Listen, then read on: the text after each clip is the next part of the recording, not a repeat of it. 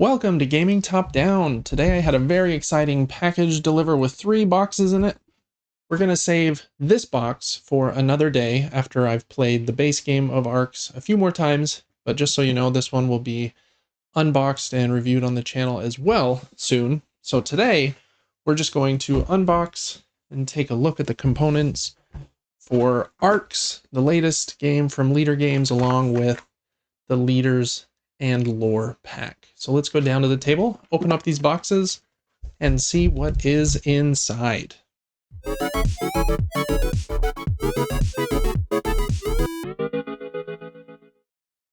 Okay, here is the front of the box. This is a game for 2 to 4 players. Takes 1 to 2 hours to play. Was designed by Cole Worley of Root and Oath fame. And the art is by Kyle Farron, who does all of the art for Leader games, I believe. Here is the back of the box as well as some examples of the cards and the pieces out on the board. But that's probably enough of the box at this point. Let's open it up and see what the goods look like. Okay, first up is the rule book. We've got an introduction, what's in the box, components here, setup, how to set up each player, core concepts, resources and cities, declaring an ambition, playing a chapter. I've played this game twice actually on Tabletop Simulator. It's very fun, but for a trick-taking adjacent game like this, I'm very excited to actually hold the cards in my hand. So other players' turns, checking initiative, discarding cards, standard actions, repairing, taxing, securing, influencing, how battle works, destroying cities and provoking outrage, the different resources and guild cards, how a chapter ends, scoring in a 2-player game, which is slightly different, and the prelude actions and the leaders and lore mini kind of expansion. Fine print, glossary, and an index. Okay, very cool rule book there. Then there are 4 player aids, and they are a little bifold booklet that go over playing a chapter and how that works. Action summaries, what the different sides of the 3 types of combat dice look like, and how the different actions work. Very cool player aid there. Okay, 4 of those. Then there are what looks like 4 punch outs for the different resources and the points, tokens, and some of the overlays that you will use in a game with fewer players. You cover up different systems on the board so that the board's a bit smaller, and the ambition declared token. Let's pop that one out. They feel nice, kind of a standard thickness, but they have a nice textured kind of linen finish on the front. So there are those 2. Then 2 more over here for the other resources and buildings and stuff for the different players. Okay, next up is the game board. Let's open it up and see what it looks like. Oh, it's kind of big. Let me move the box. Okay. ARCS would be a little tough to play on this little table. And I've got the board upside down. And it's also probably going to require my... What are those little plastic things that hold the board straight called? Just got them from a Kickstarter campaign recently. It's called the Board Butler. And I do think the Board Butlers will help with this board quite a bit. It's got a bit of a bend there. In fact, I'm going to grab them right now, just for fun. All right, here are my... I'm not endorsed by them in any way. I just bought them and really like them. So let's see how they work. Here on this board that is very cold, having just come out of the UPS truck. All right, so let's kind of center this a little bit. We'll set some of this stuff on top so you can see the full board there. All right, and then these just kind of slot over the folds like so. And so, I know this isn't directly related to the unboxing here, but hey, it's kind of fun regardless. Okay. And last up is here. Okay. That does look a lot better now, being actually flat. So anyways, there is the board. Depending on the number of players that are in your game, you will use different segments of the board and might cover up different planets in these sectors, and you might even put a piece over top a sector to block that sector completely. But this is the board. Over here is where the cards will be played, a lead card and the cards that are following, discard piles. And over here is how you score points from those ambitions with the different tokens going on these spots over here. Point track on the bottom, chapter track here. I think that's probably all we need to see on the board, at least at this moment. So that is the game board for ARCS. Other than that, in the box, there are 4 player boards, 1 for each of the colors, red, yellow, blue, and white. And they have some cool artwork from Kyle Farron on the other side. And on the front is where you keep your captives, trophies, these 2 extra building or tokens here. And you'll keep resources in these circle slots, but some of them will be covered up until you have built more of your cities. I think they're called cities. So there are those in the 4 different colors. Okay. Next up, we've got wooden pieces and some big cards. Let's just get everything right out of here. Quite a few sets of baggies. Cards we'll get to in a minute. And wow, that's a lot of baggies actually. And some silica gel, which we will toss aside. Okay, let's look at some of these wooden pieces next up. We've got the big token that determines, what's the word they use for being the person that will lead the suit? It's, what is it called? Dang it. It's like, right in my head, but I can't. Initiative. There we go. Here's the initiative marker. Cool big space piece. So you can see who's going to lead the next suit. Some more silica gel. I think this here is the chapter marker. We'll go right over there. And then there are some cubes for each of the 4 players. I believe one of them at least will go down here on the score track.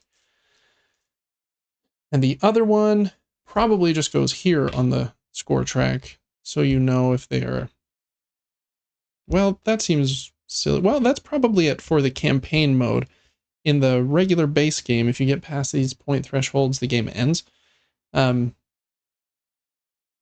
I imagine that's what the second cubes are for. Not 100% sure, to be honest. But there's a cube for each of the 4 players. There are also, I think they're called agents in the 4 player colors. They are your meeples. They kind of do have a cool shape. I'm going to zoom in on them just a little bit so you can see the shape a little bit clearer. There is those meeples. They look like they are some sci-fi dudes with a cape on or something. Very cool. Then each player also has a bunch of ships that they can build. Each ship has 2 help, which is denoted by the ship either being standing up or tipped over for being damaged and only having 1 health left. So I'll just put these here so you can see what those ships look like. I actually really like how these wooden ships look. I didn't opt for getting the plastic miniatures because I really like these wooden versions. And I've heard that they tip over to their damage side a bit easier and cleaner than the plastic miniatures. So those are the player ships. Making a mess with pieces here, but that's okay. Then there are a bunch of chunky dice in 3 different colors. It looks like there are 6 of each die. Let me see, here are the red dice here. And these ones are kind of the more dangerous attack dice. They will have a lot of hits, but the flame is a self-hit. And this one, with kind of the ring around it, is really bad. It means the other player intercepted you and does damage back to you first, I think. If I remember correctly. The orange will do last. The blue die is the safer die. You won't take any damage by attacking with your regular blue die, but I think 3 of the sides have a hit on them, but the other 3 are all misses. So you might have a whiff of a turn, but you probably won't inflict any damage on yourself. And the orange die are how you steal stuff from the other players. They are called the raid dice. And you'll notice on a player's board, they have these slots with different key symbols on them. And they will slot different resources. Like, let me pop one of these out here, for example. And if he stored that piece there, I would need to have had a successful raid and rolled 3 of these key symbols in order to steal that resource. So that is the raid dice there, the orange ones. Okay, that is almost everything in the box, other than these 3 sets of cards right here. I'm going to stay zoomed in so we can see them as close as possible. But first up are these bigger cards that kind of match the size of the leaders and lore cards. And I believe that these are just some base leaders that you can use. They have a boon and what do they call that? A nerf? I don't remember. A good thing and a bad thing. You can see this elder is beloved and has some boon up here, but he also has a negative side here. It also tells you how you will set up during setup in the different regions and which resources you will start with. But cool artwork on these cards: Fuel Drinker, Upstart, Rebel, Warrior, Feast Bringer, and the Demagogue. Okay, we'll look at some more cards of that size in a minute when we open the leaders and lore pack. But next up, let's look at the guild cards. Okay, after some toil there, I was able to get those sets of cards open. So we've got a bunch of guild cards that you can get by sending your meeples over to the court in order to try and control those cards. Then you can, what do they call it, secure them. And then they can be stolen from you by other players based on the key cost there, and they give you like a resource symbol as well. So we've got loyal engineers, mining interest, material cartel, admin union, construction union, fuel cartel, loyal pilots, gatekeepers, shipping interest, spacing union, arms union, prison wardens, skirmishers, court enforcers, loyal marines, lattice spies, farseers, secret order, loyal empaths, silver tongues, loyal keepers, sworn guardians, elder broker, relic fence, galactic bards. Then there are some Vox cards that also get shuffled into that deck. And there's mass uprising, populist demands, outrage spreads, song of freedom, guild struggle, call to action, and then some lore cards that go along with those leaders that were already here in the game, it looks like, and there's quite a few of those actually. There's 14.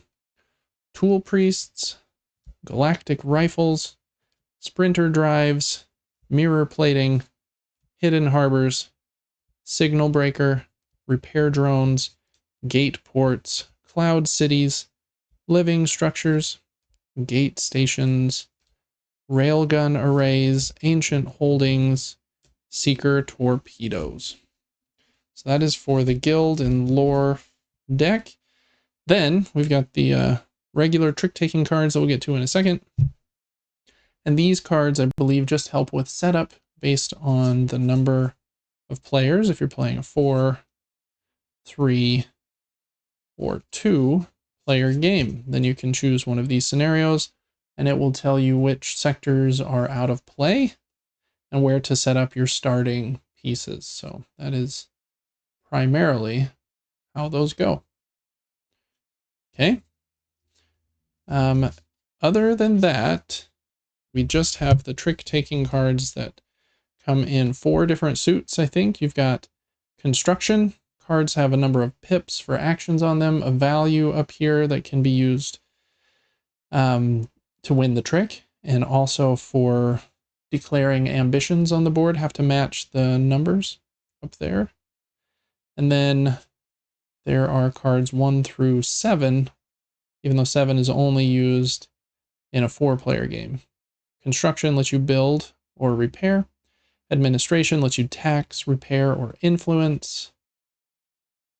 And aggression lets you battle, move, or secure. And mobilization lets you move or influence. So those are those ever important trick-taking cards with that cool back on them. Okay, that is everything in the base box. So zoom out here just for a sec. We're going to open the leaders and lore pack, which just comes with some more leader cards, these big ones here, and some more lore cards, these ones here. So instead of how many are here, I think there's 8 and 14. There's going to be 16 and 28. So a bit more variety here from these. So let's open this up and see what's inside. It's pretty simple, just a little cardboard thing to keep the cards safe in here, and then 2 sleeves of cards. We have, for the new leaders, the Archivist,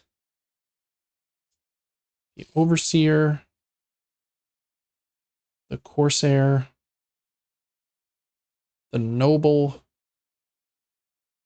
the Anarchist, the Shaper, the Agitator, and the Quartermaster. Okay, just add those to this pile. And then for the extra lore cards, there are the predictive sensors, force beams, raider exosuits, survival overrides, empath's vision, empath's bond, keeper's trust, keeper's solidarity, warlord's cruelty, warlord's terror. Looks like a couple of the cards have to do with the different ambitions, warlord and keeper and empath. Tyrant's ego, tyrant's authority, and tycoon's ambition, and tycoon's charm. And that is everything that is in the base box of ARCS, along with the leaders and lore pack. So that is going to do it here for this unboxing. Thanks so much for watching. Let me know in the comments if you have played this game yet. Like I mentioned, I've played it a couple times virtually on Tabletop Simulator, but I'm very excited to play it in person and look someone in the eyes while I topple their entire fleet. So yeah, let me know if you've played this or Root or Oath or any of Leader Games' other games. I'd love to hear that in the comments below, and I will see you on the next one. Bye-bye. Thank you so much for watching this video. As most of you know, gaming top-down is an independent endeavor. I don't accept money from publishers for previews or opinion-related content, But there are a few ways that you can support the channel and help me keep the lights on. Liking this video and subscribing to the channel helps me to grow. If you're thinking of getting a game that I covered in this video, please click the affiliate link in the description of this video. It helps to support me and doesn't add any cost to your purchase. I also do a weekly gaming podcast where I talk about the board games that I'm playing along with my brother. You can check that out on Apple's podcasts and on Spotify. And you can also get that podcast 3 days early over on our Patreon. You can follow the Patreon at patreon.com/supergamebrothers completely for free. But if you do support us over there, you get some extra perks like being able to write into the show, getting early access to the show, voting on the games that I'm going to cover and review, and lots of other fun stuff. Thanks so much for your support, for liking and commenting on my videos. You really are what helped keep the lights on for me. Thank you.